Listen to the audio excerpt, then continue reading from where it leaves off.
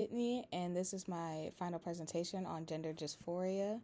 Gender dysphoria is experienced by people whose assigned sex at birth doesn't match with their gender identity. This could significantly impact daily activities or create distress or discomfort. Um, People who identify as non binary or transgender are included in this population. I personally chose to speak about this population or group of people because gender dysphoria is something that I have experienced and something I still struggle with. I also have friends who are transgender or non binary that I advocate for, and I feel that it can give people insight and understanding to parts of the LGBTQ plus community that isn't talked about much or has a negative stigma around it. Why is this group important? To promote empathy, promote inclusivity, and provide healthy mental health supports. It is important to comprehend the experiences of people with gender dysphoria. And then here are the signs of gender dysphoria. And this is also some things that can cause gender dysphoria. We have statistics and data. So the American Psychiatric Association reports that gender dysphoria affects approximately 0.5 to 1% of the U.S. population, and a report done by the CDC in 2022 found that 1.4% of the youth ages between 13 to 17 identify as transgender. And some more statistics would be that the National Center of Transgender Equality reports that 40% of transgender adults have attempted suicide compared to the 4.6% of the general population. Transgender people face significantly high rates of depression and anxiety, largely due to discrimination and negative social stigmas. The Human Rights Campaign reported in 2021 that 56% of transgender people experienced harassment and 24% experienced physical assault. And as many as them, I didn't write it on here, but many of them do experience death or murder as well. So the history of gender dysphoria is the DSM actually classified transgender identities as a mental disorder in the 20th century, so that would be like around the 1990s, and widespread around this became caused for negative connotations to people who identified as transgender, and that also caused people who identified as transgender to feel like something was wrong with them, to feel that they have a mental disorder. Systematic prejudice has historically made it difficult for transgender people to access health care, such as gender affirming care, education, and employment. Primary needs would be treating gender dysphoria and promoting mental health needs, such as gender affirming care, which would be hormone therapy or surgery, equal rights and public accommodations, housing and employment, and just guarantee safety and reduction of discrimination, and peer support and supportive communities for building resilience and a sense of belonging for people with gender dysphoria. Strengths of transgender people will be that they develop resilience and are emotionally strong, as it does take a lot for someone to have to come out and say that they identify as something that they weren't assigned or that they were assigned. And a lot of people can be treated very differently publicly by close friends, family members. So it does take a lot for someone, and they have to build and navigate this on their own. Transgender communities frequently develop strong connections of advocacy and support among themselves, as a lot of times they have no one else but other trans people to support them. So the community of transgender people is really strong. Transgender people also challenge gender norms and contribute to art, activism, and policy reforms.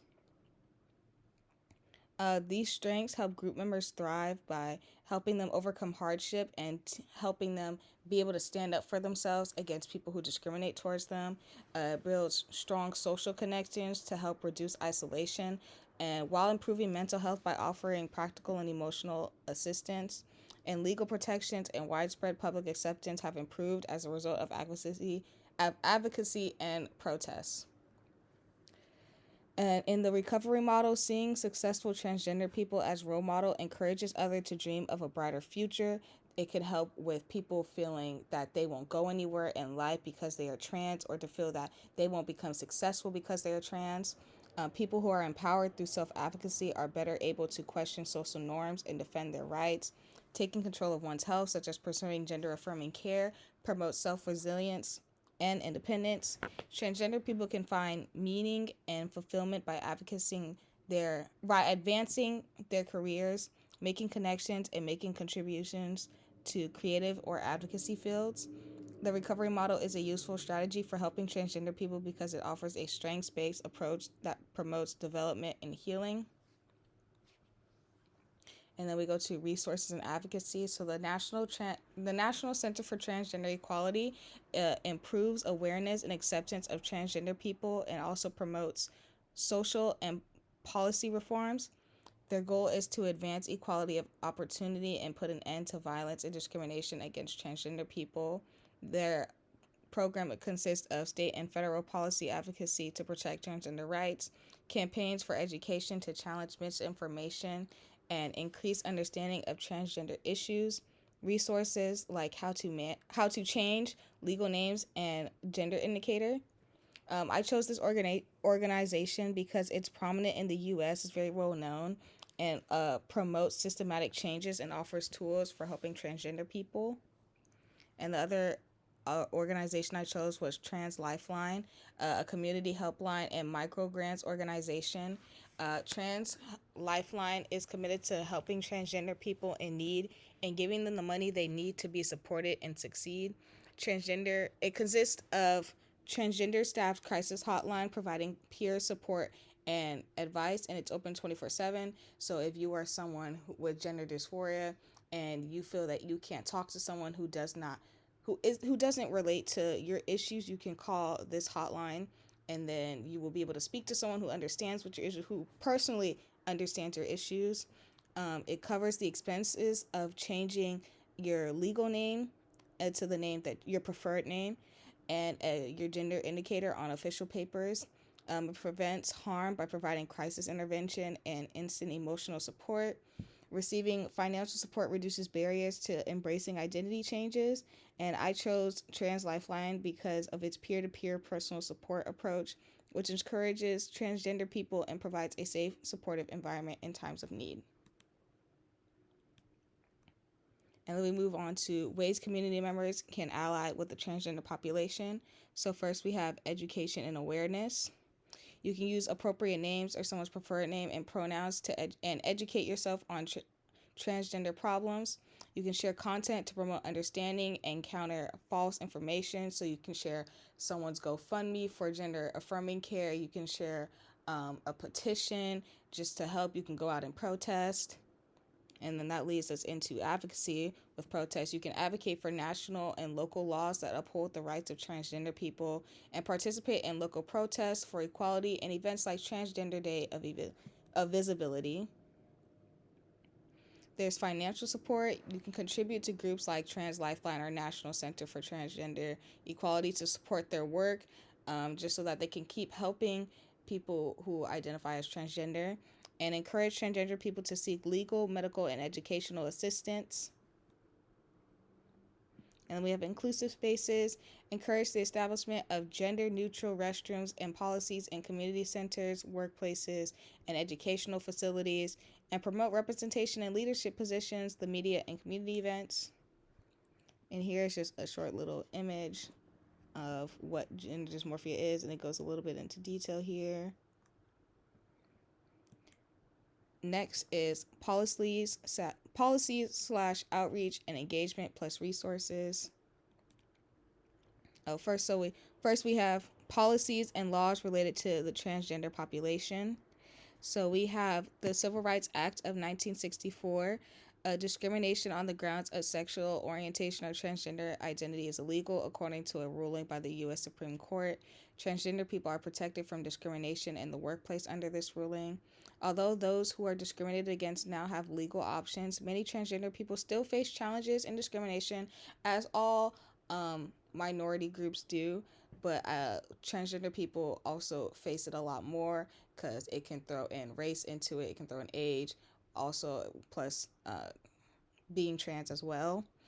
We have state-level gender-affirming care legislation. Some states have passed legislation to protect access to gender-affirming medical care, such as Medicaid covering for hormone therapy and surgery. And laws in states like California and Oregon specifically protect the rights of transgender people in healthcare. In these states, transgender people have a better access to healthcare and better mental health results. Disadvantages still exist in states where access to this type of care is limited. And then we move on to current policies being worked toward. The Equality Act is a proposed federal law that would change the Civil Rights Act to specifically prohibit discrimination on the grounds of sexual orientation and gender identity in healthcare, education, and public spaces. It was passed in the House of Representatives, but it's being stalled in the Senate. This policy would address inequalities in housing, education, and healthcare access while offering transgender people nationwide basic protections. And then we have just opposition to anti-trans legislation. So in 2023, the United States saw the introduction of more than 400 anti-trans measures that targeted gender-affirming care services, sports participation, and restroom access. Advocacy groups are working to challenge and reverse these policies as it can have a negative effect. And honestly, just a sidebar, it can have a negative effect on transgender people and also just anyone in general, because because being trans is seen as a negative thing in other people's eyes. Some people now accuse people who are cisgender of being trans, and that can also affect someone who is cisgender and someone who is trans as well. So these are being worked toward to go against. And then we have strategies to reach and engage the transgender population.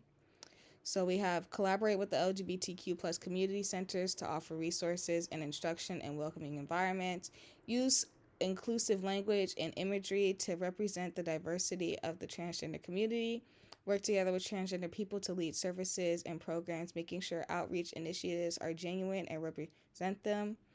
Provide online medical care or mobile clinics to give people in underserved or rural locations access to gender-affirming care to address transgender issues and foster community trust, organization, or organize events such as town halls or workshops. Give locals the chance to speak up about their experiences and fight for their rights. Then we have my resources. So these are some of the sites that I use to get my information from.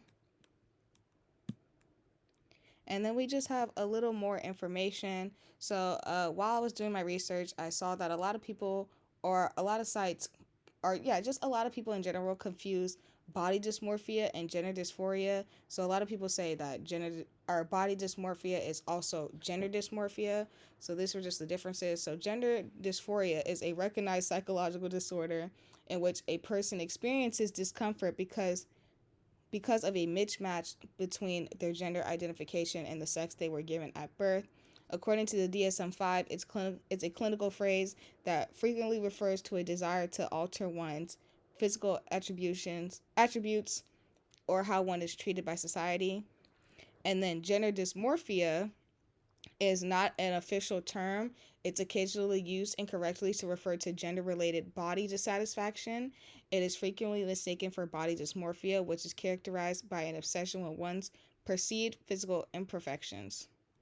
And then we just have a fun fact here of some celebrities who are trans or face gender dysphoria.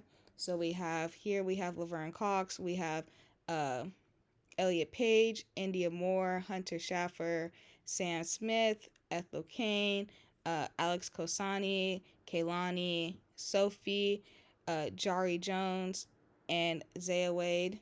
I thought this would be something nice to just include, just to show that people who are trans or non-binary aren't unsuccessful. They're very successful in their lives, and lots of these people are loved.